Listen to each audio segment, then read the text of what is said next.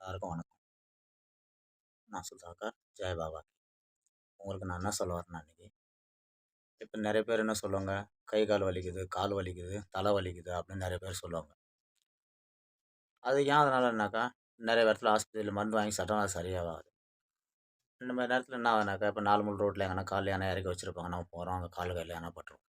அதனால நீங்க என்ன பண்றீங்கனாக்கா, ஒரு எலுமிச்சம்பழம் வாங்கிட்டு வந்து, அத வந்து 2ஆ அறக்கணும். 2ஆ அறுத்தோம்னா அது வந்து ஒட்டிக்கிட்டே இருக்கணும். தனித்தனியா ஆகக்கூடாது. அதில கொஞ்சம் சிவப்பு போட்டு, இந்தாண்ட 2 கிராம்பு, இந்தாண்ட 2 கிராம்பு, நடுமத்தில 1 கிராம்பு வச்சு தலையிலேருந்து 7 டிப்பு சுத்தி இறக்கி, இந்த என்ன சொல்லுவாங்க, எருக்கும் செடி இருக்குல்ல, எருக்கும் செடியோட அந்த வேருக்கு அடியில போட்டீங்கன்னாக்கா, உங்களுக்கு இந்த பிரச்சனை சரியாயிடும். இத நீங்க கண்டிப்பா செஞ்சீங்கன்னா, உங்களுக்கு உங்களுக்கு தெரியும். இது இது செஞ்ச உடனே உங்களுக்கு எல்லாம் நல்லாயிடும். சரி தோஸ்தோ, நன்றி, வணக்கம். ஜெய் பாபா.